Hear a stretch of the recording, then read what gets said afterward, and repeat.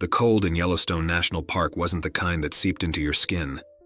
It was the kind that wrapped around you like a heavy blanket, a constant reminder of your fragility. It wasn't my first deployment in the area, but it was the strangest. My comrades joked that the place was haunted, but I never took it seriously. I had joined the army seeking discipline, a purpose, not campfire tales. That dawn, as the sun barely began to tint the horizon, we faced something no amount of training could have prepared us for. Handprints marked in ash appeared on the walls of our camp. Someone or something had been there during the night, yet none of us had heard or seen anything.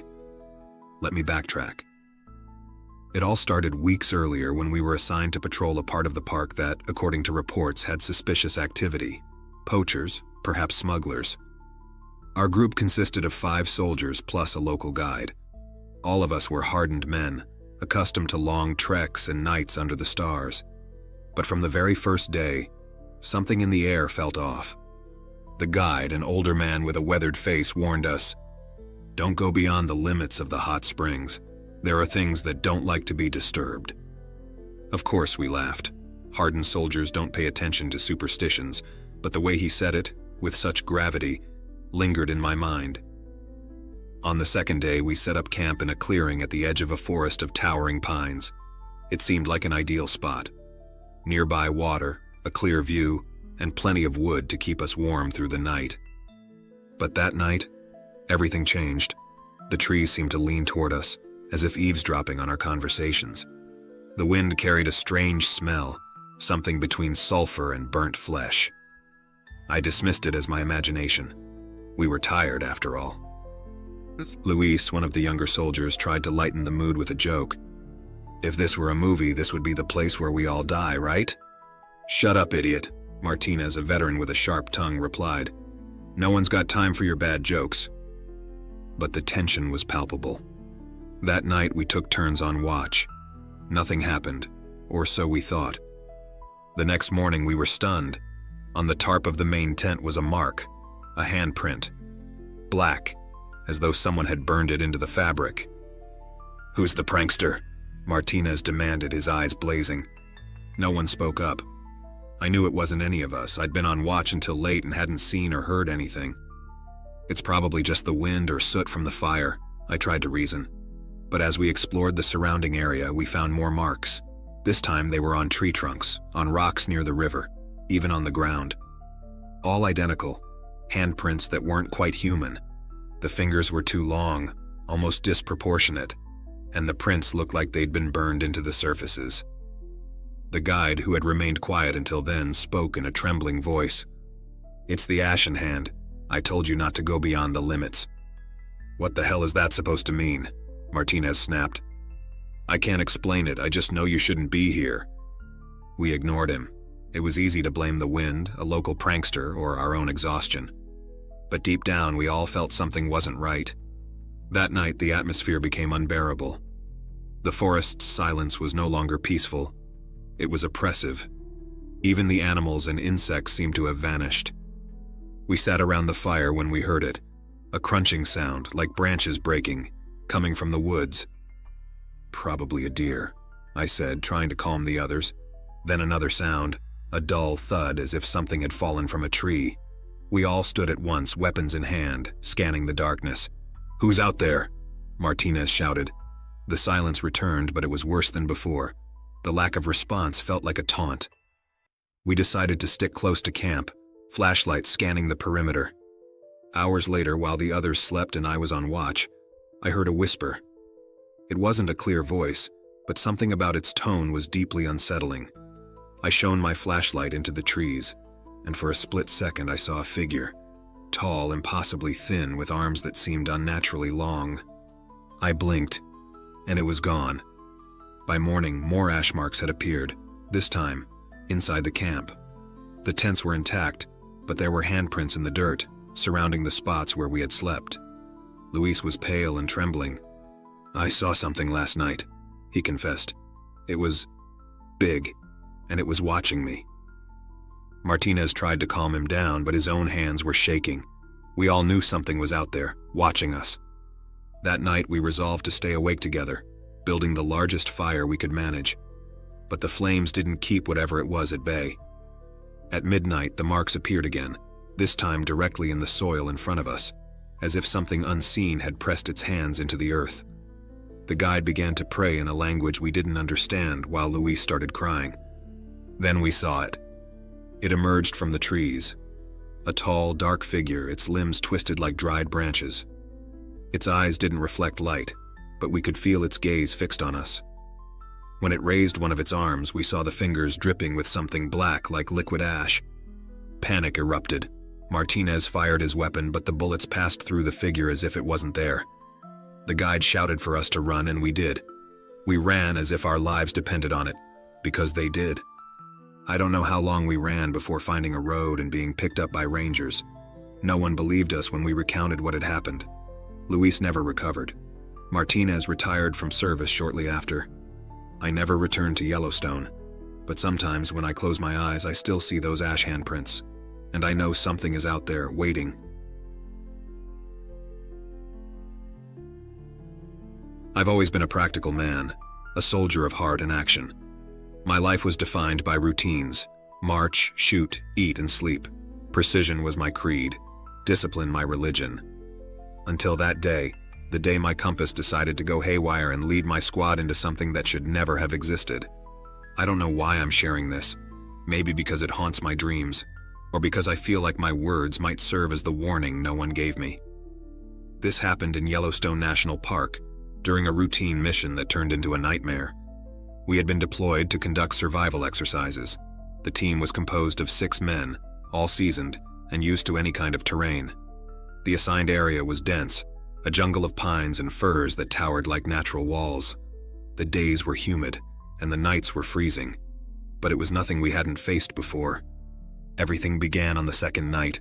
We were gathered around an improvised campfire, sharing silly stories to pass the time.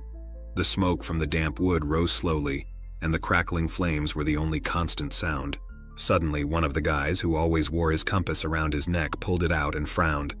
"It's broken," he said, turning the small device in his hands. I leaned over to look. The needle was spinning wildly, never settling on any cardinal direction. At first, I thought it was a mechanical issue. Compasses aren't perfect, after all. "Let me see," I said, pulling out mine. The moment I placed it in my palm, the same thing happened. The needle began to spin erratically, occasionally pointing upward as if indicating the sky. I didn't say anything at first, but I could feel the atmosphere shift.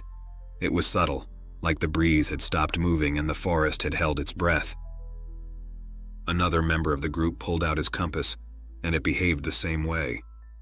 Within minutes, we were all staring at those spinning needles with a mix of confusion and unease. There was no logical explanation, but my gut told me something was wrong. Someone, I can't remember who, suggested we follow the direction the compasses were pointing. It wasn't the most sensible decision, but at that moment, none of us wanted to stand still in the middle of the unknown. There was something unsettling about that forest, something that seemed to be watching us. We started walking. Every step echoed in the absolute silence. Branches cracked under our boots, the sound reverberating like gunshots in the stillness. The air felt heavy, charged with an invisible electricity that prickled the skin. "Did you hear that?" one of the men asked, stopping abruptly. We shook our heads, but as we strained to listen, the silence became more oppressive. It was as if something was sucking the sound out of the air, leaving a void that hurt the ears. "It's just the wind," I replied, though I didn't believe it myself. We walked for hours. The forest seemed endless, the shadows deeper, the trees taller. The compasses continued spinning, always pointing toward some invisible spot in the sky. Eventually, we reached a clearing. In the center was a stone structure that looked like some sort of altar. It wasn't natural, that much was clear. The rocks were carved with symbols I didn't recognize, and some were stained with what looked like rust, though it was too dark and too thick to be rust. "What the hell is this?" someone asked, stepping closer. "Don't touch anything," I ordered, though my voice shook more than I'd like to admit. The air was colder here, and a faint hum vibrated at the edge of our awareness. It wasn't a sound you could hear. It was something that got into your head, like the place was alive and watching us. Suddenly, one of the men screamed. Something moved. We all turned to where he was pointing, but there was nothing there. Just trees, tall and dark, their shadows stretching toward us. "It's just your imagination," I said, though my eyes scanned the area nervously. Then we heard it. A screeching noise like metal scraping against metal, but with a guttural undertone like a moan. It came from everywhere and nowhere all at once. One of the men raised his rifle toward the trees, and I followed suit. "What the hell is that?" someone whispered. The sound grew closer, circling us. I felt a cold sweat run down my spine. None of our radios worked. Everything was dead. "Stay together," I ordered as we formed a circle. The fog began to roll in, slow but relentless. It was thick, almost tangible, and it carried a foul stench, like rotting flesh. "There it is," someone shouted, firing his weapon. The gunshot echoed in the forest, but there was nothing there, only shadows moving in unnatural ways. What happened next is hard to explain. Chaos erupted. The shadows started moving faster, closing in around us. I heard screams, gunfire, and that horrific screeching sound that seemed to pierce my very bones. Something hit me and I fell to the ground. I felt a burning sensation in my leg, like something had clawed me. When I looked up, I saw a humanoid figure, but it wasn't human. Its limbs were elongated and twisted, and its face— I don't know if I can even call it a face. It had no eyes, just a gaping slit that resembled a crooked smile. I fired instinctively, and the figure vanished into the fog. "Retreat!" I shouted, trying to gather the others. We ran blindly, without a compass, without direction. The forest seemed endless. The shadows pursued us, and the screams of my comrades echoed around me. When I finally emerged from the forest, I was alone. My uniform was torn, my body covered in cuts and bruises. I don't remember how I found my way back, only that I ran until the forest was behind me. No traces of my comrades were ever found. The official report called it an accident, a misjudgment of terrain. But I know the truth. That forest holds something that doesn't belong to this world, something with no name or shape, but it's there, waiting. And sometimes when I'm alone in the dark, I can still hear that infernal screeching. Olympic National Park in Washington State is a place of overwhelming beauty and pure isolation. It was my destination when I enlisted for a patrol mission that, at first glance, seemed routine. Years in the service had taught me that routine is just a fragile veil. Behind it, things lurk that you could never anticipate. I remember my life at the time wasn't much different from other soldiers, always standing with one foot in uncertainty and the other in duty. I grew up in a small southern town, dreaming of adventure, of escaping monotony. The Army gave me that, though it also robbed me of peace. At first, patrolling hostile or desolate terrain seemed exciting, but nothing prepared me for what happened in that forest. There were 6 of us in the squad, myself included. The weather was damp, with a fog that seemed alive among the trees. Branches cracked under every step, and the constant dripping of water echoed like a sinister clock marking time different from ours. It was the second night in our makeshift camp. We had set up near a river to stay supplied. The tension was palpable. Something in the air felt off, though no one voiced it. Maybe because admitting it would mean acknowledging our fear. That's when the dog appeared. It all started simply. One of my comrades, Martinez, was on guard duty. He was the one who alerted us. "Hey, did anyone leave a stray dog wandering around here?" I stepped out of my tent, still groggy. The fire we had lit before sleeping was faintly flickering, casting shadows on the trees. Martinez was pointing his flashlight at something on the far side of the camp. When I looked, I saw it. It was a medium-sized dog with short, dark fur. It stood completely still, sitting as if it were waiting for something. Its eyes reflected the flashlight's beam, but not in the usual way. They gleamed too brightly, as if they were mirrors trapping the darkness instead of light. "Is it injured?" asked Lopez, who came out of his tent grumbling. Martinez shook his head, but his expression was strange. He took a few steps toward the animal, lowering the flashlight to avoid scaring it. "It doesn't look hurt, but it's not moving either." "Let me see," I said, stepping forward for a closer look. Something stopped me a few meters away. It was a visceral instinct, like my whole body was screaming for me to stay put. The dog wasn't breathing. I noticed because its chest didn't rise or fall. Its mouth was slightly open, but it didn't make a single sound. "It's strange," I murmured, trying to rationalize what I was seeing. "It's not breathing," Martinez whispered, his voice trembling. By that time, we were all awake, standing in a circle at a safe distance from the animal. A discussion broke out. Lopez wanted to scare it away, but Hernandez insisted it was harmless. Then the dog stood up. Its movement was slow, almost unnatural. It looked as if each muscle was activating independently, like it had never used its body before.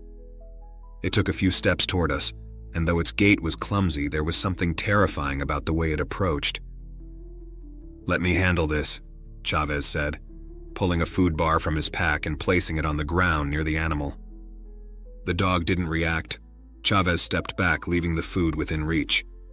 The dog ignored it completely, keeping its eyes fixed on us. "This isn't normal," I said under my breath. "And what do you suggest? We shoot it?" Lopez replied, irritated. We didn't have to decide. The dog started barking suddenly. But it wasn't a normal bark. It was rough, distorted, like it came from something imitating a dog but wasn't one. We froze. Then it stopped barking, tilted its head to one side, and ran into the forest, disappearing among the trees in the blink of an eye. Hours passed without any of us sleeping. We took double shifts for guard duty, weapons always at the ready. No one spoke aloud, but we were all thinking the same thing. Something was very wrong. The rest of the night passed in silence, except for the usual sounds of the forest. When dawn finally came, the relief was palpable. However, the tension didn't completely fade. "What do you think that thing was?" Hernandez asked as we dismantled the camp. "Just a weird dog," Lopez replied, but his tone wasn't convincing. We continued on, but it didn't take long before we realized something was following us. At first, it was small things.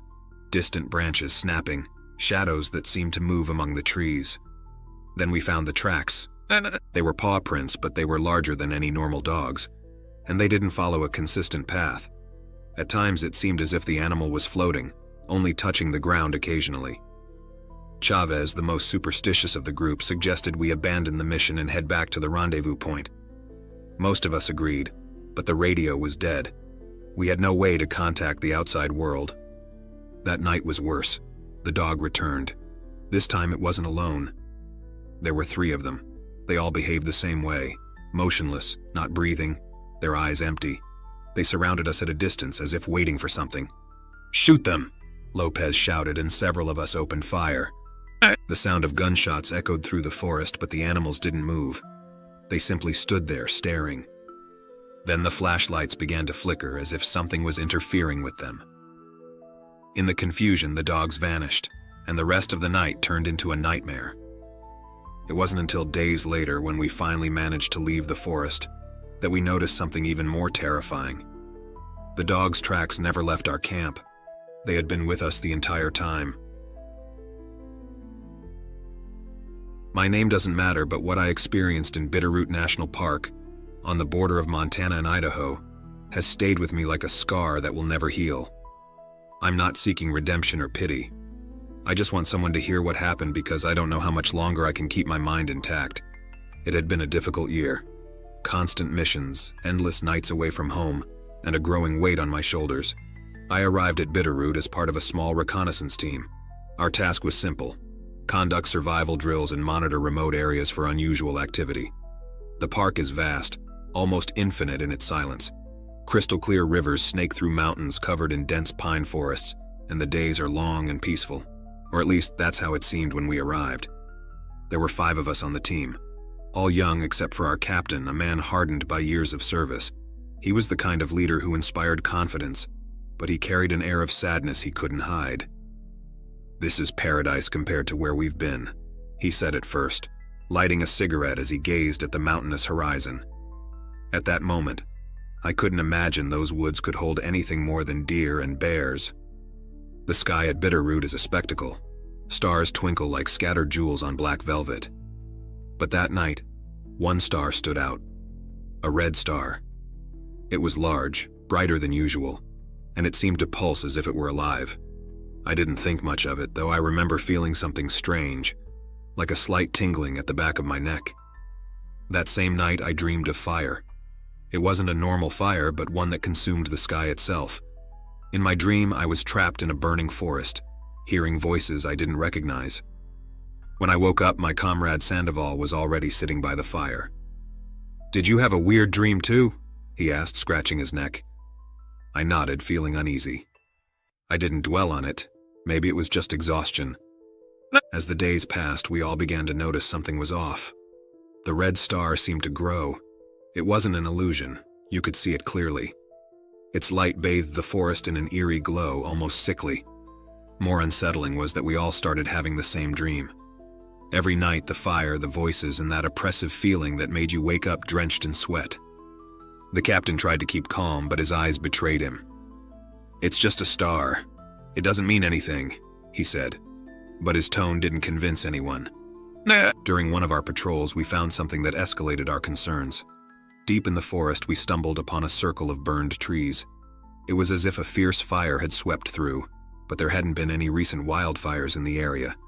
The ground was charred, but the most disturbing part was what lay at the center of the circle. Bones. At first, we thought they were animal bones, but upon closer inspection, we realized they were human. "What the hell is this?" murmured Martinez, one of the younger guys. No one answered.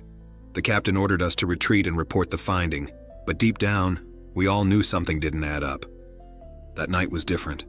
The red star was so bright its light penetrated even the densest parts of the forest. The dream returned, but this time it was more intense. I felt as though I was being ripped from my body, taken to a place where everything burned. I saw figures in the flames, human-shaped shadows moving with unnatural motions. When I woke up, I realized we were all outside our tents, staring at the sky. "What's happening to us?" Sandoval asked, his voice trembling. No one had answers. We decided to stick together, but the dream took all of us back to the same place. When we woke up, we noticed the captain was gone. We found him at dawn standing in the same circle of burned trees. He was barefoot, staring at the sky, muttering something in a language we didn't recognize. When we shook him to snap him out of it, he looked at us as if he didn't know who we were. "We can't leave, it's too late," he said in a voice that didn't sound like his own. Martinez lost his patience and tried to punch him, but before he could, the captain screamed with a force that echoed through the forest. "They're coming for us, it's here for us!" Then he fell to his knees and started crying. None of us knew what to do. That night, the red star reached its peak. It was so bright the entire forest seemed to be under a crimson sun. The shadows danced unnervingly, and the air was suffocatingly heavy. Then we heard it, a sound I can't describe. It was a noise that pierced through your bones as if the world itself was about to break apart. The figures from my dreams materialized among the trees. They were tall, thin, and seemed to be made of fire and smoke. Sandoval was the first to react, firing his rifle at one of them. The bullets passed through it as if it were air, but the figure turned toward him, and in an instant, Sandoval started screaming. I'll never forget that scream, a sound that still haunts me. We tried to run, but the forest felt endless. No matter which way we went, we always ended up back at the burned circle. It was there that we saw the captain for the last time. He was in the center, arms outstretched toward the star. "This is the end," he shouted before the figures engulfed him in flames. There was no time to process anything. We just ran. When we finally emerged from the forest, we weren't the same. Only 3 of us made it out, and I'm not even sure we truly escaped. The red star disappeared the next day, but the scars it left didn't. The official reports classified our experience as a case of collective hysteria brought on by stress. No one believed our stories about the star or the figures, but I know what I saw. I know what I felt. And every time I look at the sky, I search for that damned star. I know one day it will return, and when it does, there will be no way to escape.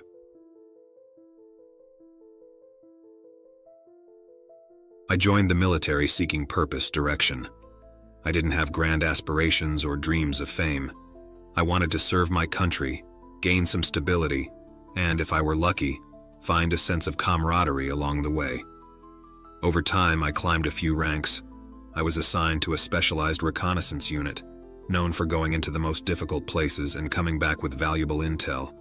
It was precisely because of that reputation that we were sent on a deployment to the Appalachian National Park. Reports of strange activity had surfaced, lights in the sky, missing hikers, and, most troubling, a pair of rangers who never returned after investigating a specific area of the park. Our mission was simple: investigate and report.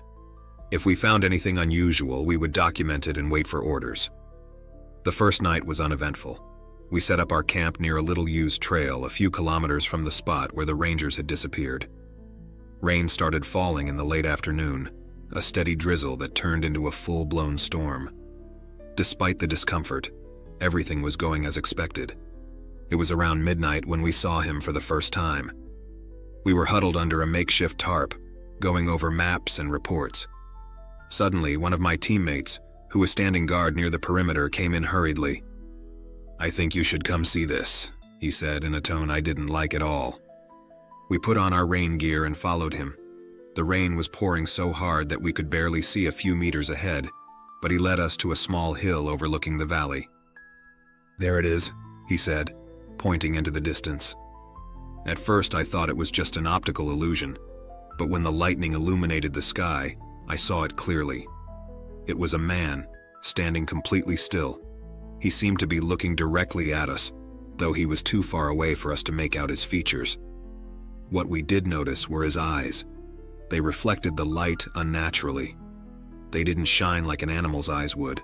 They were completely white. "What the hell?" one of the men murmured. No. Before anyone could say anything else, another flash of lightning lit up the horizon. This time, the man was no longer in the same spot. But what froze us was that, a second later, he appeared in a different spot. Closer. "This has to be a joke, right?" one of them tried to say, but his voice trembled. It wasn't. Every time the sky lit up, the man seemed to move, first on the horizon, then halfway across the valley, then closer to us. But we never saw him walk. He just appeared. When we returned to camp, we tried to convince ourselves there was a logical explanation. Maybe someone was messing with us, though who would venture out into a storm like that? Just in case, we doubled our guard and made sure our weapons were ready. The second night was worse. The storm persisted, and although we were exhausted, none of us could sleep. There was a heavy air, a feeling that something wasn't right. As we tried to distract ourselves, one of the guys, Ramirez, brought up something that made us even more uneasy. "My grandfather always said there are things in the woods that shouldn't be disturbed. Spirits you're better off not talking about." "And you think that's what we saw?" someone asked, skeptical. "I don't know, I'm just saying this doesn't feel normal." The conversation was cut short by a scream. It came from one of the guards we had posted at the perimeter. We ran toward the sound, but found nothing. The man had simply vanished. As we searched, another flash of lightning illuminated the sky, and there he was again. The man with the white eyes, now closer than ever. This time, we saw him more clearly. His clothes looked old, like something from the early 20th century, and his skin was pale, almost translucent. But the worst part was his eyes. They were empty, lifeless, as if he was staring at us from another world. "Calm down," I shouted, trying to maintain control of the situation. "Let's head back to camp, we're not splitting up." We ran back, but something had already changed. The air was heavier, the forest darker. We felt watched, hunted. When we reached the camp, everything was destroyed. The tents were torn to shreds, our supplies scattered on the ground. But the most unsettling thing was what we found in the center of the camp. A figure made of branches and leaves, something that hadn't been there before. It resembled a humanoid shape, arms stretched toward the sky. On its face, or what was meant to be a face, someone had carved 2 white circles. That was when we realized we weren't dealing with something normal. We tried to contact the base, but the radio was dead. We were isolated, trapped in that forest with something that clearly didn't want us there. We decided to stick together, hoping the storm would pass so we could find a way out the next day. But that night he came for us. I don't remember when it started. We were all inside the only tent left standing when we heard footsteps outside. They weren't normal footsteps. They were slow, deliberate, as if someone were dragging their feet. Suddenly, the footsteps stopped right outside. "Who's there?" I asked, trying to keep my voice steady. There was no response, only the sound of rain hitting the nylon of the tent. Then, a dull thud, like something striking the roof, and another, and another. When we turned on our flashlights, we saw marks on the fabric as if something had scratched it. "We need to get out of here," one of the guys said, and we all agreed. We stepped outside, armed, forming a circle, but the man was gone. In his place, we saw something I will never forget. The branches and leaves of the forest seemed to move, forming shapes. They weren't human, but they weren't entirely animal either. They were something else. "Run!" I shouted, and we started moving in the opposite direction. As we ran, the lightning continued to light up the sky, and with every flash, we saw the man, always closer, always staring at us with those white eyes. That night, we lost 2 more men. I don't know how it happened. I only heard their screams vanish into the darkness. When we finally found a safe place, there were only 3 of us left. I don't know how we managed to escape that damn forest. When we finally reached a main road, park rangers picked us up looking as shocked as we were. We didn't tell them what we had seen. Who would believe us? Now every time there's a storm, I close the curtains and lock myself in my room. But sometimes, when the sky lights up, I think I see those white eyes watching me from afar. I don't know why I keep remembering it. Years have passed, but some nights when I close my eyes, the putrid smell returns, and I feel the cold water of the lake enveloping me as it did that time. Even though I tried to leave it behind, a part of me remained in that national park. If anyone listens to this, don't laugh. What I'm about to tell you is no joke, nor a fabrication. I was there. It seemed like an ordinary year at first. I had just returned from a long deployment abroad, and like many of my comrades, I was assigned to monitor a national park in the north of the country. It was supposed to be a quiet task, far from the noise of the city and conflict. We thought it would be a peaceful time, spent watching trails, preventing fires, and scaring off the occasional poacher. The park was immense, kilometers of dense forests, mountains that seemed endless, and lakes reflecting the sky like perfect mirrors. It was beautiful but isolated, the kind of place where silence becomes a palpable presence. I was assigned to a small unit alongside 5 other men. We were a simple group. Jokers, a little cynical from past experiences, but hopeful that this mission might allow us to breathe and recover in some way. The first week was so uneventful it was almost boring. Daily routines, night shifts under a starry sky, and occasional reports of lost hikers whom we would locate within hours. But everything changed on a cold night when the wind brought something more than the whisper of the leaves. That afternoon, we had finished a long patrol near Dark Lake, as the locals called it. They said it was deep, much deeper than the official maps suggested, and that old tragedies rested at its bottom. Drowned victims, sunken vehicles, even tales of unexplained disappearances. Of course, none of us believed in such nonsense. Soldiers like us didn't have time for campfire stories. We were resting around an improvised fire when one of us, a man named Diaz, mentioned something odd. "Hey, did you notice the lake smells different?" We all looked at him expecting some punchline to a joke, but Diaz seemed serious. He frowned as he turned a can of beans in his hands. "Different how?" asked Salgado, who was busy sharpening a knife. "I don't know, like rotten meat. Like something's dead in there." We laughed. It was easy to imagine a dead fish or animal ending up in the water. No one gave it much importance. But that night, when it was my turn to stand watch, I understood what he meant. The lake was unnervingly still. The air, which usually carried the fresh scent of water, now had a strange, acrid smell that clung to my nose. I tried to ignore it and continue my routine, but then I saw it. A few meters from the shore, something was floating. At first glance, it looked like a log, some inert object dragged by the water. But as I got closer, I realized it wasn't a log. It was a human body. My heart started pounding. My first instinct was to shout for the others, but something stopped me. There was something abnormal about that body. It floated face down, arms extended to the sides as if caught in some impossible balance. The skin was pale, almost translucent, and in some places it appeared to be decomposed. But the worst part was the hair, long, tangled, and floating like dark seaweed in the water. I took a step back, trying to catch my breath, and then I heard a noise behind me. It was Diaz who had come looking for me. "What the hell are you doing standing here?" he asked. But when he saw my face, his tone changed. "What's wrong?" I just pointed at the water. Diaz shone his flashlight on the lake and muttered a curse under his breath. "Is that a body?" he whispered, as if speaking it aloud would trigger something terrible. I nodded, unable to speak.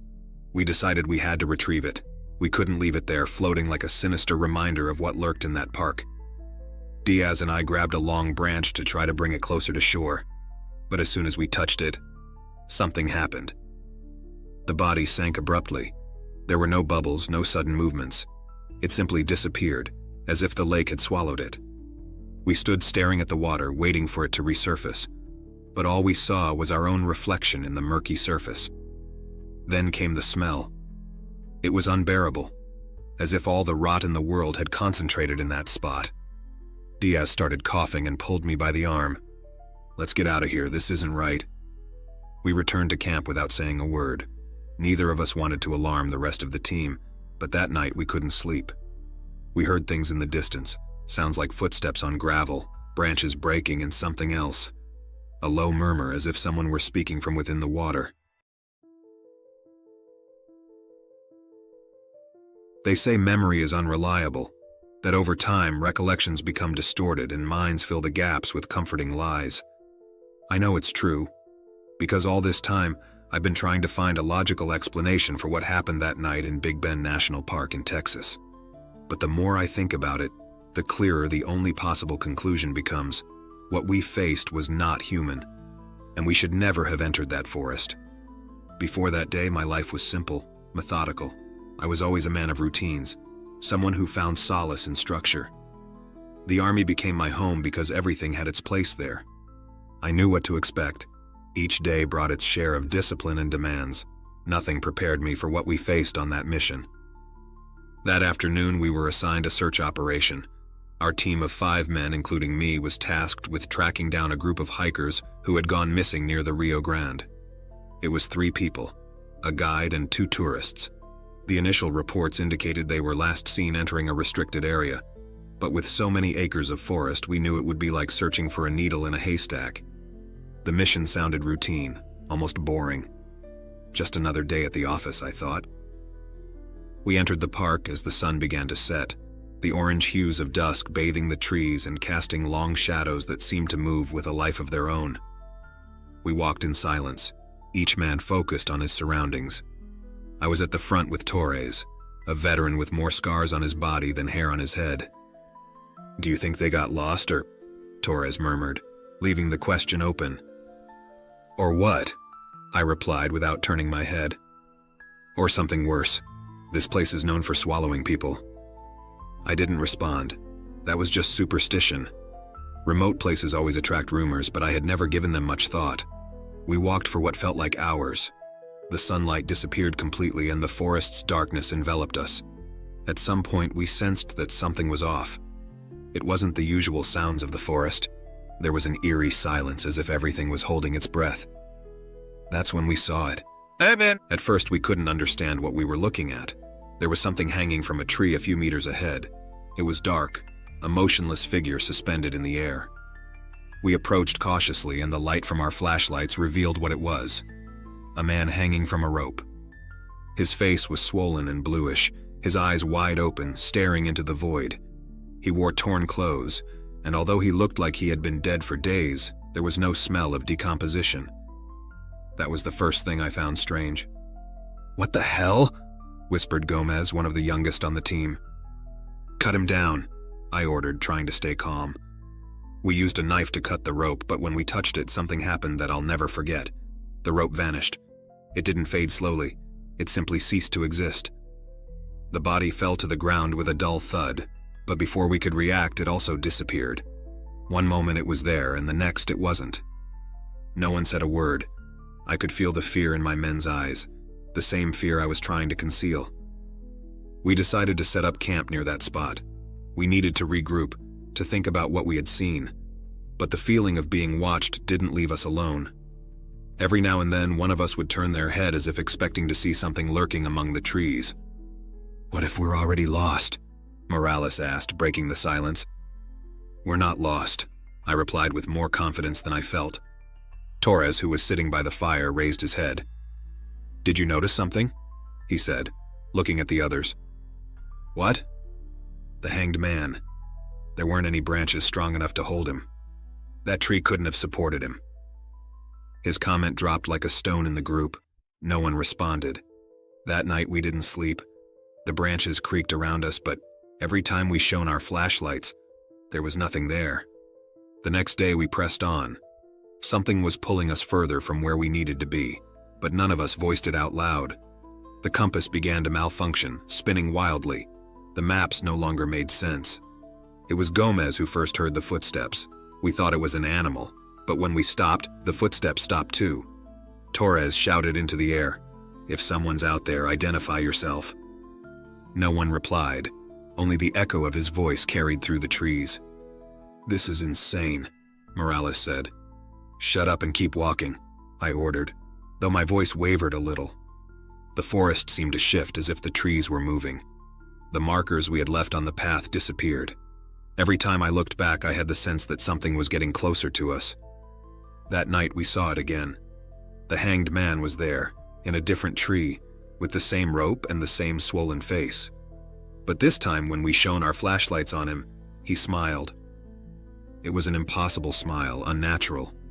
And before we could react, we heard a scream coming from deep within the forest. A human scream, gut-wrenching. Gomez took off running toward the scream, and though we followed, we never caught up to him.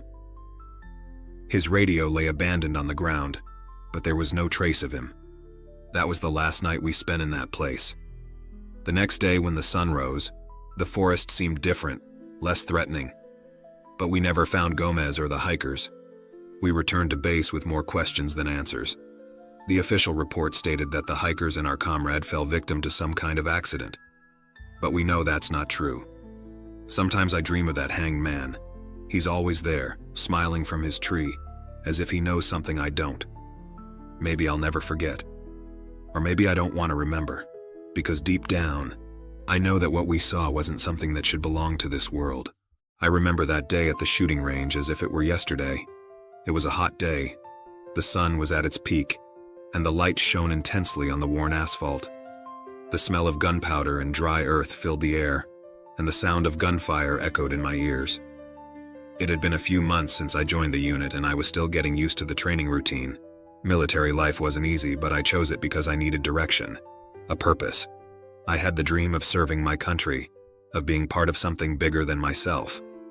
It was lunchtime when we were ordered back to the shooting range for one last practice session. The captain always insisted that precision was key to saving lives. As we walked toward the firing lines, my comrades joked and laughed, but I felt a knot in my stomach. Something in the air told me that day would be different. When we arrived, I saw the targets placed at a distance. They were paper figures simulating human silhouettes, designed for soldiers to practice their shots. I settled into my position and waited for the signal to begin. A burst of gunfire erupted and concentration took over me. The echo of bullets bounced off the walls of the range, and my eyes fixed on the target. That's when I saw her. A woman walking among the targets as if nothing were happening. Her white dress fluttered gently in the breeze, and her dark hair cascaded over her shoulders. At first glance, she seemed unharmed, and the image became etched in my mind. How could she be there? The area was restricted, and no civilian should be on the range during training. "Ceasefire!"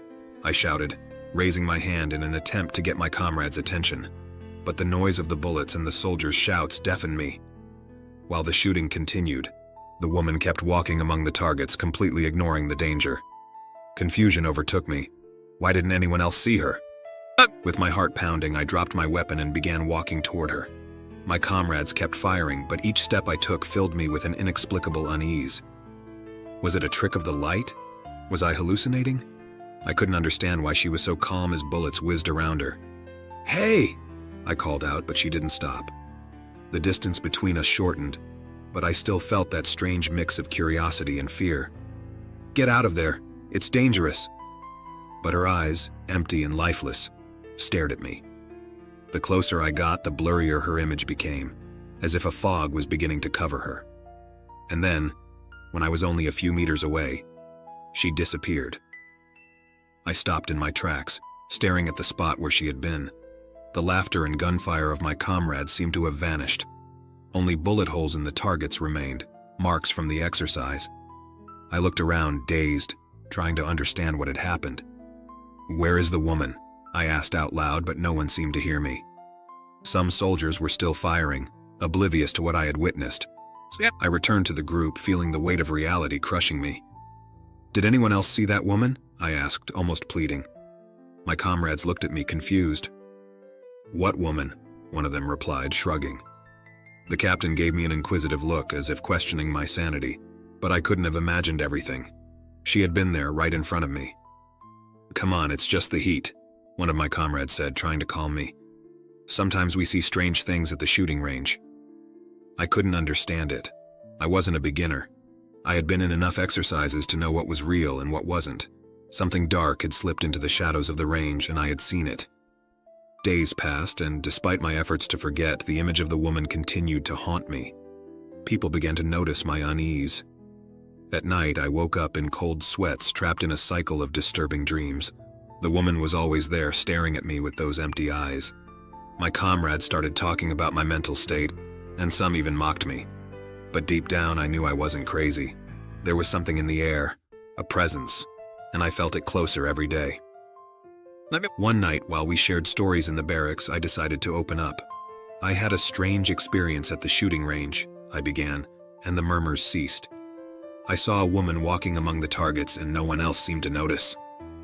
The laughter turned into serious looks. "Really? Are you sure it wasn't a mirage?" one of the soldiers asked, his eyes filled with disbelief. "No, I saw it. I wasn't crazy. She was there," I insisted, frustration evident in my voice. "I don't know what it means, but something isn't right." Some murmured among themselves, and the captain finally intervened. "Listen, the stress of training can make the mind play tricks. Don't get carried away by superstitions." That night I stayed awake, staring at the ceiling and feeling the pressure in my chest. The image of the woman returned, this time clearer, more intense. I decided I had to face what I had seen. The next day I returned to the shooting range, this time alone. I knew I had to find answers. When I arrived, the calm of the place enveloped me. The sun shone brightly and the targets were there, silent and waiting for me. I took a deep breath and moved forward, the echo of my steps resonating in the silence. I was determined to find any clue that would help me understand what I had experienced. I began inspecting the targets, searching for any trace of the woman. While examining the area, I noticed something strange on the ground. A footprint that seemed out of place. It was deeper than the marks left by the boots we usually wore on the range. I crouched to inspect it more closely and a chill ran down my spine. The footprint looked fresh, as if someone had been there recently. "Hello?" I called out, but my voice echoed in the solitude of the place. I looked around, expecting to see someone, but there was no sign of life. Just me and the overwhelming silence. The knot in my stomach tightened as the atmosphere grew more oppressive. Then I heard a whisper behind me. I turned quickly, but there was only emptiness. "Who's there?" I shouted, feeling my heart race uncontrollably. The sensation of being watched overwhelmed me. I could feel it. I looked back at the targets, and there she was again, the woman, standing in the middle of the targets. "No, no!" I screamed, taking a step back. She stood there, motionless, and then darkness seemed to spread around her. "Why are you here?" I asked, my voice trembling. There was no answer, just her empty gaze piercing through me. "Get away!" I shouted, feeling my sanity slipping away. I stepped back, tripping over something on the ground, and fell, covering my head. "Leave me alone." The image of the woman blurred, and then she vanished. The silence was absolute. I got up, trying to compose myself. The range was calm, and the sun shone as if nothing had happened. But I knew something was wrong. That wouldn't be the last time I'd see her. The following days were a nightmare. The image of the woman kept appearing in my dreams and at every corner of the base. My comrades noticed my distress, and although I tried to explain, no one understood. I began avoiding the shooting range, but I couldn't escape what I had seen. One night, while in the barracks, a comrade approached me. "I heard you've been seeing things. There are stories about the shooting range, legends of soldiers who died in the past," he said seriously. "They say some souls don't find peace and remain trapped here." My eyes widened. "What do you mean?" I asked, feeling a chill run through me. Some say the place is cursed, that there are spirits wandering here, seeking vengeance or justice. My mind filled with images of the woman, her gaze, how she had been there, unharmed and oblivious to danger. The next day, I decided I had to know more. I returned to the shooting range, but this time with a group of soldiers who shared my unease. I told them about the woman, and some laughed, but they soon realized I was serious. "Let's find her," one of them said with a mix of bravery and curiosity. When we arrived, the air felt heavy. We started shooting, each focused on their targets. But as the day went on, the visions intensified. The woman appeared and disappeared among the targets, more present than ever. "Cease fire," I shouted again, but my words were drowned out by the noise. When we finally decided to search for her, the atmosphere changed. The wind blew stronger, as if nature itself was warning us. We walked toward where I had first seen her, but when we arrived, there was no trace. Only bullet holes and the echo of our breaths. I looked at my comrades, and their expressions turned somber. "Maybe we should leave," one of them suggested, sensing the tension in the air. But something told me we had to stay. I couldn't let the woman remain just an illusion. "No, we need to stay a bit longer," I replied with determination. The silence became deafening. We split up, searching in different directions. Then I heard a whisper again, a familiar echo resonating in my mind. "Come," a soft, almost hypnotic voice said. I followed the sound, and before I knew it, I found myself in the center of the targets, surrounded by bullet holes. The woman appeared again, this time closer. I saw her smile, a smile that froze my blood. "Why are you here?" I asked, feeling trapped in her presence. "Come with me," she replied, her voice like a siren's song. My comrades approached, scared, but the woman's figure hypnotized them. "We can't go with you," one of them said, but the fear in his voice was evident. She looked at them, and in an instant, everything changed. The silhouettes of my comrades began to fade, as if the air was swallowing them. "No!" I screamed, trying to reach them, but it was too late. The woman turned to me, her penetrating cold gaze fixed on me. "Only those who seek the truth can see me," she said softly. "Come and discover it." Unable to resist, I followed her. We walked among the targets, and in an instant, everything went dark. I woke up suddenly in the barracks, sweaty and trembling. My comrades were there, looking at me with concern. "You need to stop thinking about it," they said. "It's not real, just your mind playing tricks on you." "But I saw it," I replied, my voice shaky. "It wasn't a hallucination." As I spoke, I realized something had changed. The fear had disappeared, but a new uncertainty settled within me. What had happened at the shooting range? The image of the woman kept haunting me, but now it was different. I no longer saw her as a threat, but as a presence, a reminder of the fragility of life and death. As the days passed, I began to understand that the woman wasn't a ghost, but a representation of the souls trapped on the range. Deep down, I knew my experience had been a gift. Military life wasn't just a job, it was a way to honor those who had fallen, the souls seeking peace. As I watched my comrades laugh and talk, I understood that I didn't have to fear the unknown. I had to learn from it. Every time I returned to the shooting range, I felt her presence, but I was no longer afraid. The woman had shown me something I couldn't ignore. Sometimes, on quiet nights, I thought I heard her voice whispering in the wind, reminding me that there's always more than meets the eye. That's how I learned to live with the echo of her presence. It wasn't an ending, but a new beginning.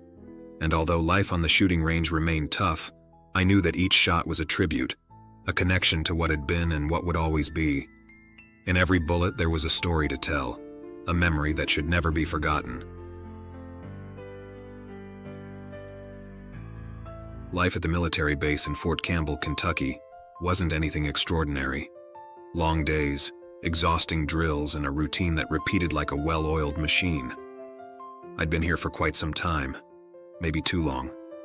My days consisted of endless marches, night guards, and hollow conversations with my comrades. For many, this lifestyle was dull. For me, though, the routine was a refuge. It kept my mind occupied, away from the dark thoughts that sometimes crept into the silence. Unlike many other soldiers, I didn't come from a military family. I grew up in a small town in Tennessee, with no idea what a military base was, let alone what it meant to serve. It was a sudden decision, an escape from a life that suffocated me, and before I knew it, I was here, trapped in a reality that didn't let me breathe. I never thought anything out of the ordinary would happen in this place. That changed one night. It all started with a rumor, a simple conversation among comrades that sounded more like a joke than anything else. But the first time I saw that man on the rooftop of the old building, I knew something wasn't right. "Have you seen the man on the rooftop?" Turner, one of the base's veterans, asked me one night while we were in the break room. "What are you talking about?" I replied, distracted and not very interested in the conversation. The night was calm, and after several hours on guard duty, all I wanted was a warm drink and some sleep. "The old building, the one they closed years ago. There's someone who shows up there every night right at midnight." Turner spoke in a low voice, almost whispering, as if he were afraid something or someone might hear him. "Don't start with nonsense," I said, a little annoyed by how absurd it sounded. But he didn't seem to be joking. In fact, his expression was serious, something I hadn't seen from him the entire time I'd known him. "It's not nonsense," he insisted. "I've seen him. He's there, standing, looking toward the base. He never moves, just watches." Turner wasn't the type to get scared easily. He'd been on more missions than most of us and always kept his cool. But that night, something in his face made me doubt. I dismissed it at the time, though his words lingered in my mind for days. The building Turner mentioned was on the southern edge of the base, isolated from the rest. It had been closed years ago, supposedly due to structural issues. No one went near that area, and the few times I passed by, all I saw were sealed windows and doors locked with chains. But one night, during one of my rounds, I decided to take a look. I was doing my usual patrol, flashlight in hand, when suddenly I felt a chill run down my spine. Something made me turn toward the old building. At first I didn't see anything, just the dark silhouette of the building against the night sky. But then I saw him, a figure standing on the rooftop. "That can't be," I muttered to myself, rubbing my eyes as if that could erase what I was seeing. But he was still there, motionless, arms crossed, his head slightly tilted downward, staring into the base. For a moment my breathing stopped. The figure didn't seem human, not entirely. He didn't move, but something about his posture made me feel watched. I quickened my pace, unable to take my eyes off the rooftop. In the blink of an eye, the figure vanished. I returned to the barracks, my heart pounding in my chest. I didn't say anything to my comrades. I didn't want them to think I'd lost my mind. But I couldn't shake the image from my mind. Every night, without fail, I passed by the old building during my rounds, and each time the figure was there, standing, watching. Finally, one night I decided to get closer. I couldn't take the curiosity anymore. "I have to know what that is," I told myself, though part of me knew I might regret it. I climbed the stairs to the rooftop, my flashlight trembling slightly in my hand. Each step felt heavier, as if the air itself became denser the closer I got. When I reached the rooftop door, I paused for a moment. My heart was pounding so loudly I could hear it in my ears. I pushed the door open cautiously. The hinge creaked, a sharp sound that shattered the night silence. On the other side of the door, there was nothing. The rooftop was empty. I walked toward the edge, hoping to find some clue, something to explain what I'd been seeing. But there were no footprints, no signs that anyone had been there. Just the cold night wind. I was about to head back when I felt it, a presence behind me. I spun around quickly, but there was nothing. Yet the air felt different, heavy, as if something invisible surrounded me. Suddenly I heard a whisper, barely audible but clear. "You shouldn't have come." A cold wave swept over my body. I saw no one, but fear consumed me. I bolted down the stairs, not stopping until I was safely inside the barracks. That night, I couldn't sleep. The words kept echoing in my mind.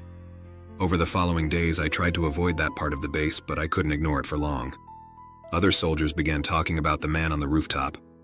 They said they'd been seeing him more often, always standing, always watching. One day I couldn't hold back and confronted Turner. "What do you think that is?" I asked. Turner gave me a grim look. "I don't know," he said, "but I've seen him for years. Some say he was an officer who died here long ago. Others think it's something older. Whatever it is, it's not good."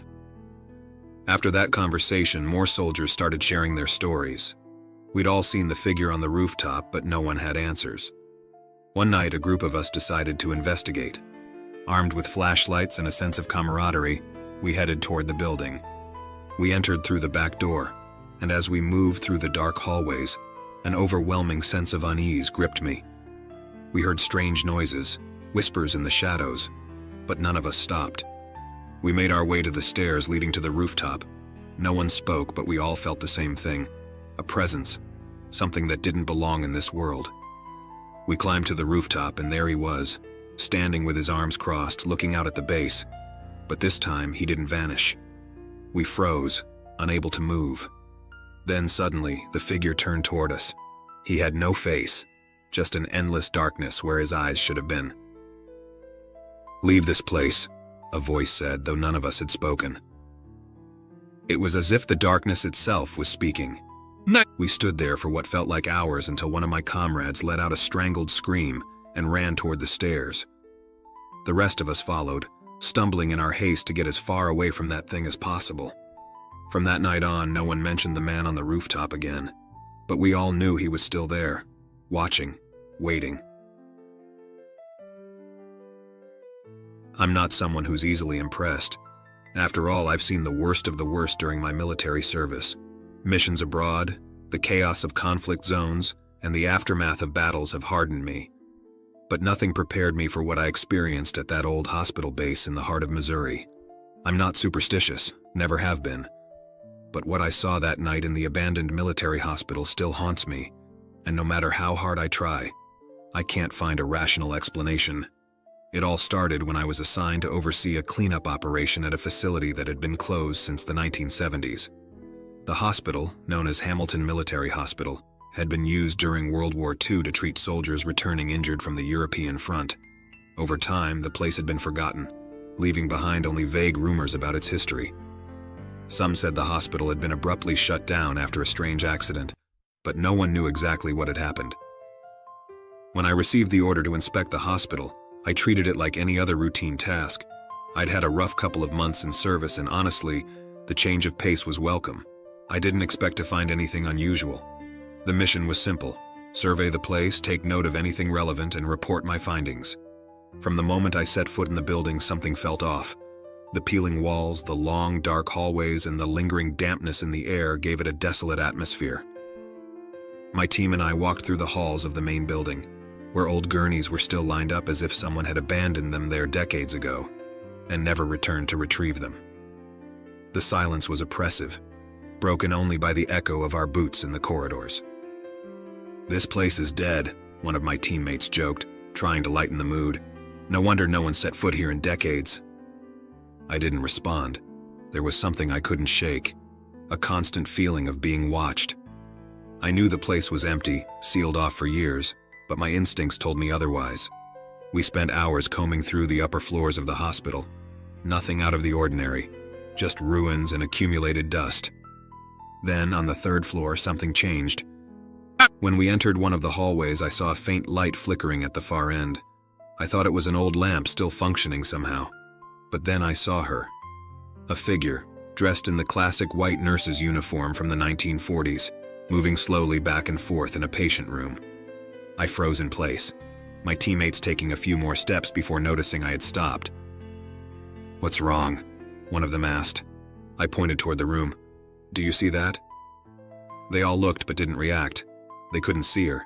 She was there, walking with a disturbingly calm demeanor, adjusting sheets and checking empty beds as if caring for invisible patients.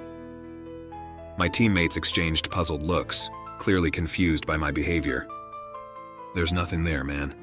Let's keep moving. This place is playing tricks on you." But I knew what I'd seen. The nurse was still there, tending to patients as if the hospital was full. Her face was partially covered by a mask, but what little skin was visible was pale, almost translucent. There was something unnerving about the precision of her movements, as if she were trapped in an eternal routine. Somehow I managed to tear my gaze away and continue the inspection, but the sense that something was deeply wrong in that place never left me. That night, while we camped near the hospital, I couldn't stop thinking about what I'd seen. Against my better judgment, I decided to go back alone. Maybe it was curiosity, or perhaps the need to prove to myself that it was just an illusion brought on by exhaustion. I re-entered the hospital, this time by myself. The silence was even heavier, and every step I took echoed like thunder in the stillness. When I reached the 3rd floor, everything appeared the same. The gurneys were still in place, the dust covered everything, and there was no sign of life. But then I saw her again. The same nurse. She was bent over a bed, adjusting a sheet as if preparing it for a patient who wasn't there. This time I approached her, my eyes fixed on her every move. My heart was pounding, and though every instinct told me to leave, I kept moving forward. "Who are you?" I asked, my voice trembling more than I'd like. She didn't respond. She didn't even look at me. She just continued her task as if I didn't exist. I got close enough to notice the details of her uniform, the yellowish stains that looked like old blood on the edges of her apron. The air around her was freezing, much colder than the rest of the hospital. Finally, I gathered the courage to touch her shoulder. It was like touching emptiness. My hand went right through her body, and at that moment, she stopped. Her head slowly turned toward me, her empty, dark eyes meeting mine. A chill ran down my spine.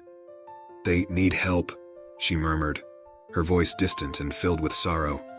I stumbled back, tripping over a gurney as I tried to get away. My mind struggled to process what had just happened. Before I could react, she went back to her task, ignoring me completely. I ran out of the hospital without looking back. When I returned to camp, I didn't say a word to my teammates. Who would believe me? I wasn't even sure I believed myself. But I knew I couldn't go back to that place. Something in that hospital was trapped, and that nurse, whoever she was doomed to continue caring for patients who were no longer there. The next day, we received orders to withdraw. The cleanup operation was canceled without explanation, and no one ever mentioned Hamilton Military Hospital again. But I haven't been able to forget it. Sometimes I dream of that nurse, her pale figure walking the empty halls, always working, always tending. And though I've tried to rationalize what I saw, a part of me knows it was real. That hospital holds secrets that should have been buried with the soldiers who died there. Sometimes I wonder if that nurse at some point will be waiting for me in those dark hallways, ready to tend to me as one of the patients who never made it out of Hamilton Military Hospital. And perhaps when it's my turn, there will be no escape. I look out at the horizon now, and even though years have passed since that night in the desert, the memory remains as vivid as if it happened yesterday. Of all the things I experienced during my military service, nothing has marked me as deeply as that mission. That figure in the black trench coat still haunts me, like a specter that never dissipates, always lingering at the edge of my mind. It had been a scorching day in the Nevada desert near the base where we were stationed. We had been sent on a routine operation, a nighttime reconnaissance mission. It was supposed to be simple, just another drill in a terrain we already knew well. But when night falls in the desert, everything changes. I had been in the unit for several months, nothing particularly remarkable, just another soldier following orders, doing my duty, and trying not to stand out too much. I had always kept to myself, observing more than speaking, and that habit had helped me keep a low profile. My life up to that point had been fairly ordinary. I thought I had seen it all. But that night in the middle of the desert, something I could never explain crossed my path. It was past midnight when we deployed. The desert air had cooled, and the sand beneath my boots crunched with every step. The stars shone above us, but the darkness was overwhelming. My comrades and I advanced in silence, following orders to stay alert and cover all angles. The mission was simple: secure a perimeter and monitor the area for any movement. As we walked, something caught my eye. At first, I thought it was a hallucination brought on by fatigue. In the distance near the horizon, I saw a figure. It was a man. I knew that immediately. But what surprised me was his attire. He wore a black trench coat, something entirely inappropriate for the desert. He wasn't close, but not so far away that he was indistinguishable. He moved with slow, almost floating steps. No one else seemed to notice. I approached one of my comrades, walking a few steps ahead. I called him quietly. "Did you see that?" "See what?" he replied without stopping, his eyes fixed on the path ahead. "There's someone out there on the horizon." I pointed to where I had seen him, but the figure was gone. I stood there, confused. My comrade raised an eyebrow and smirked faintly. "You're seeing ghosts. There's nothing out here but sand and rocks. Keep moving." I didn't argue. It seemed foolish, and the last thing I wanted was to become the butt of jokes for the rest of the mission. But something inside me remained uneasy. We continued for several more hours. The radio stayed silent and everything seemed calm. The cold began to seep into my bones, typical of the desert at night. Suddenly, I felt that strange sensation again. Instinctively, I lifted my gaze, and there he was again. The same figure in the black trench coat, closer this time but still walking toward the horizon, always in the same direction, as if nothing could stop him. I stopped for a moment. My heart pounded and my breathing grew heavier. This time, I wouldn't stay quiet. "Stop," I said, and the group halted. My superior glared at me, but before he could reprimand me, I pointed again toward the horizon. "There he is, the man in the trench coat. This can't be a coincidence. He's been walking for hours, always in the same direction." My comrades looked where I pointed, but their faces showed confusion. "There's nothing there," one of them said, but I could see him clearly. The figure kept moving, step by step, slow but steady. My superior didn't want to waste time on discussions. "We don't have time for this. Stay in formation. If you see something, report it, but we can't stop for hallucinations." But it wasn't a hallucination. I knew it wasn't. It had to be real. I decided that if no one else could see him, I would follow him alone. Something compelled me to do it. A morbid curiosity I couldn't ignore. I waited for the first opportunity to separate from the group. I pretended to check my equipment, and when they were far enough ahead, I began walking in the direction of the figure. The closer I got, the clearer he became, but I still couldn't catch up to the man in the black trench coat. He seemed to move at my pace, always maintaining the same distance. "Hey!" I shouted, hoping for some reaction. But the figure didn't stop or turn his head. He just kept walking toward the horizon. I quickened my pace, almost running, but no matter how much effort I put in, he was always the same distance ahead. Frustration and fear began to take hold of me. What the hell was that? I was alone in the middle of the desert, chasing something my comrades couldn't see. My breathing grew more labored, and the desert's chill was replaced by a creeping sense of unease that had nothing to do with the temperature. "Stop!" I shouted again. My voice echoed into the vastness of the desert, but the man kept walking. Then I heard a whisper behind me. I spun around quickly, but there was no one there. A cold sweat broke out on my forehead. Something was very wrong. Suddenly, the whisper grew louder, as if the wind itself were speaking to me, though there was no wind. "Don't follow," it seemed to say. But my body wouldn't listen. Something stronger than fear drove me to keep chasing the figure. I don't know how long I walked. It could have been minutes or maybe hours. The desert around me began to change. It no longer felt like the familiar terrain of Nevada. The dunes grew taller, the sky darker. My flashlight began to flicker. What scared me the most was that the ground no longer felt solid beneath my feet. Every step I took felt like the earth was sinking slightly, as if I were walking on a soft, almost liquid surface. The figure in the trench coat kept moving, always at the same distance, unbothered. However, I began to notice something strange. As I advanced, the horizon seemed to draw closer, and with it came a sensation of emptiness, not just the loneliness of the desert, but something deeper, as if everything around me was being consumed by a darkness I couldn't comprehend. Suddenly, the figure stopped. My legs trembled as I saw him standing there, motionless. A wave of irrational panic washed over me. I knew I shouldn't approach any closer, but my body wouldn't obey. Every time I tried to step back, an invisible force pushed me forward. I tried to scream, but my voice was swallowed by the darkness. The next thing I remember, I was standing alone in the sand, miles away from where I should have been. My comrades found me after tracking my footprints, but I never told them what had really happened. No one would believe me. The man never appeared again, but even now as I write this, I feel his presence, always walking toward the horizon, waiting for someone to follow.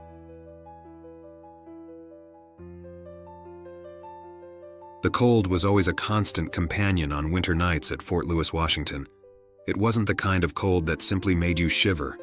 It was the type that seemed to crawl under your skin, seep into your bones, and linger there like a persistent shadow. I don't recall exactly when I got used to it, but after several winters you adapt, you become numb, or so I thought. My life on the base was monotonous but structured. I would wake up before dawn, train, stand guard when it was my turn, and repeat the cycle. There was something comforting in that routine, something that made me feel safe, as if the base's walls and the chain of command shielded me from anything that might exist beyond them. Until I saw him. That night I was on guard duty, walking along the east runway of the base. It was a relatively deserted area at that hour, with only the sound of the wind whistling through the empty hangars and the occasional echo of my boots on the asphalt. Sometimes, if the weather was clear, I could hear the distant noises of the city across the river. But that night, there was nothing. Only the wind and the sensation that something was out of place. I looked toward the horizon, past the barracks and the training grounds, toward the hills beyond. That's when I saw him for the first time. A solitary figure walking near the fence, wearing a long coat that swayed slightly in the breeze. At first glance, I thought it was one of ours, maybe an officer on a nighttime patrol, but something about the way he moved unsettled me. He walked slowly, deliberately, as if searching for something but without any urgency. "What the hell?" I muttered, adjusting the belt on my uniform. I decided to approach. If someone was in the perimeter without authorization, I had to investigate. The figure didn't seem to notice me, which gave me an advantage. I quickened my pace, trying to close the distance between us, but the closer I thought I was, the farther he seemed to get. "Hey," I yelled, using the authoritative tone we were taught in training. "Stop right there." There was no response. The figure continued without turning, without showing the slightest sign of having heard me. Something wasn't right. I knew it was cold, but at that moment the temperature seemed to drop several degrees all at once, as if the presence of that man had brought winter with him. I picked up my pace, almost running, but when I reached the spot where I'd last seen him, he was already gone. Only silence and the enveloping darkness of the perimeter remained. I stopped dead, looking around, searching for any sign, a shadow, anything that would reveal his location. But there was nothing. And the strangest thing, no footprints. I crouched, carefully examining the ground. The terrain was damp, he should have left some trace. But the spot where I'd seen him was completely untouched, as if no one had passed through in hours. I retraced my steps, trying to stay calm. Maybe it had just been a hallucination, a trick of the light or shadows. It wasn't the first time it happened, especially on such a dark night. But when I returned to the guard shack, I couldn't resist mentioning what I'd seen. "A guy with a long coat, you say?" Sergeant Miller asked, raising an eyebrow while cleaning his rifle. "Yeah, right on the perimeter."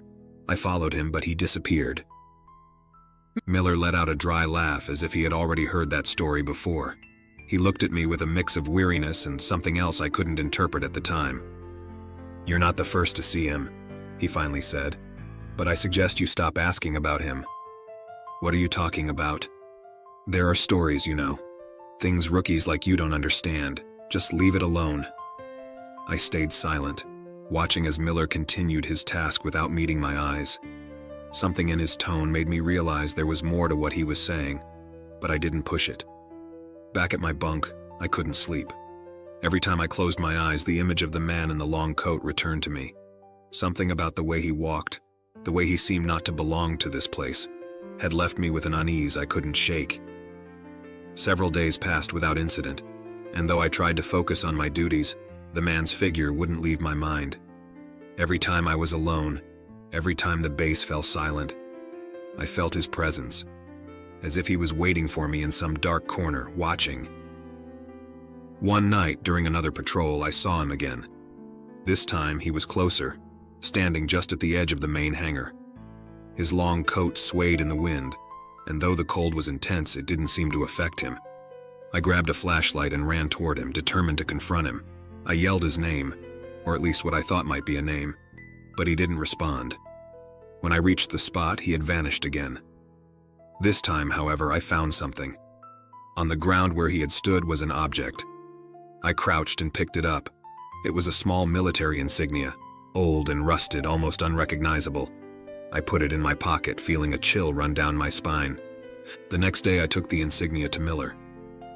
"I found this where I saw him last night," I said, placing it on the table in front of him. Miller stared at it in silence, his face hardening as if he knew exactly what it was. After a long pause, he finally spoke. "That insignia," he began, his voice lower than usual. "It belonged to a soldier who died over 20 years ago. His name was Johnson." "Johnson? What happened to him?" Miller sighed and got up from the table, walking to the window of the barracks, looking outside as if trying to remember something he had buried long ago. "Johnson disappeared one winter night during a patrol like yours. We never saw him again, but some say he's still looking for something. We never found out what happened, but those who've seen him, well, you know the story. Most prefer not to talk about it." I didn't know what to say. The air in the room seemed to grow heavier, and suddenly the base didn't feel as safe anymore. Had I been seeing the ghost of a missing soldier? Was that even possible? I knew I didn't believe in such things, but after what I had seen, after finding that insignia, that night I decided not to stay on the base. I requested leave to go into town. I needed to clear my head to get away from everything that had happened. But as I drove down the road bordering the base, something stopped me in my tracks. There, a few meters ahead of me in the middle of the empty road, stood him, the man in the long coat, staring straight at me. I always thought that war left marks deeper than even death could erase. I've seen things no man should witness, but that night, that cursed night under the rain, is something I'll never forget. I had been in the army for at least 5 years. My time in the ranks was nothing extraordinary. I wasn't the most outstanding, nor the most mediocre. I did my job, followed orders, and when the day ended, I tried to clear my mind of the things we had seen. My comrades always joked about how I managed to stay so calm, how I managed to bury the disturbing images we all carried. The truth is, I didn't. I just buried them. That night, we were at Fort Bragg, North Carolina. It was one of those nights when the storm wouldn't relent. The wind lashed against the barracks windows and the rain fell with such intensity that one might swear the sky itself was collapsing on us. I didn't mind much. I was on watch, and those lonely nights, while tedious, gave me time to think about anything other than war. The base was unusually quiet. Most of the guys were sleeping or trying to, while the rest sheltered in the dining hall or the corridors, waiting for the storm to pass. I was at the entrance, watching the raindrops create improvised streams in the dirt. The sound of the rain was all that could be heard, an unceasing echo that made time feel slower than it already was. That's when I saw it.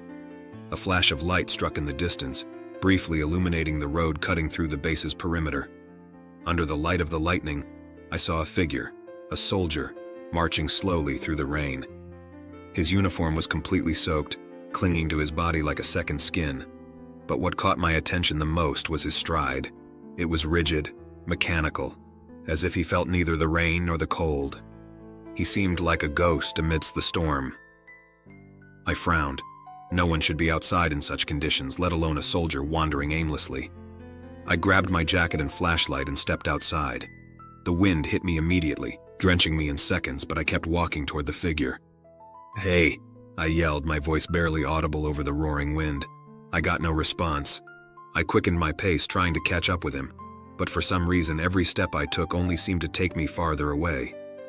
The figure kept marching, unperturbed, as if he couldn't hear me. The rain grew heavier and the water reached my ankles. Somehow the ground seemed to absorb the water without forming puddles, except for one, the largest, just ahead of me. Finally, when I was just a few meters away, the soldier stopped. His body became completely still, but he didn't turn to face me. The flashlight in my hand trembled due to the cold and the nerves beginning to take hold of me. Something was wrong. I could feel it in my bones. "Hey, stop! What are you doing out here?" I shouted again, this time with more force. I took another couple of steps, and just as I was about to touch his shoulder, the soldier began to turn slowly. My heart skipped a beat when his face came into view. There was no face.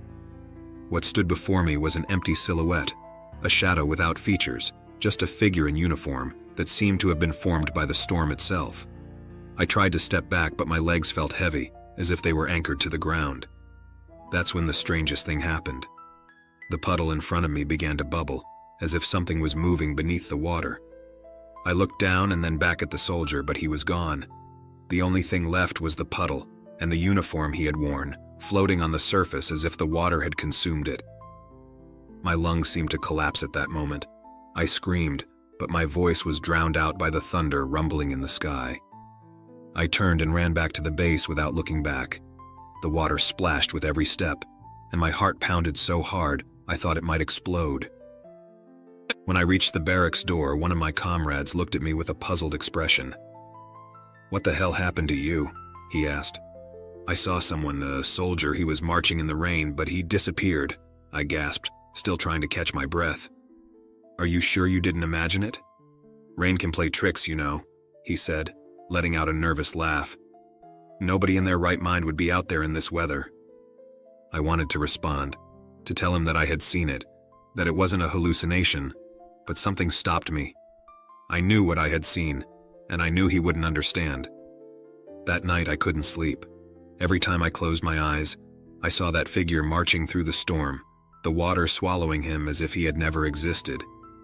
I tried to calm myself by saying it was just a vision, an illusion brought on by fatigue, but deep down, I knew it was something more, something I couldn't explain. Over the following days, I tried to ignore what had happened, but the image of that soldier kept haunting me. I spoke with other comrades, asking if anyone had seen anything strange during the storm, but no one seemed to notice anything.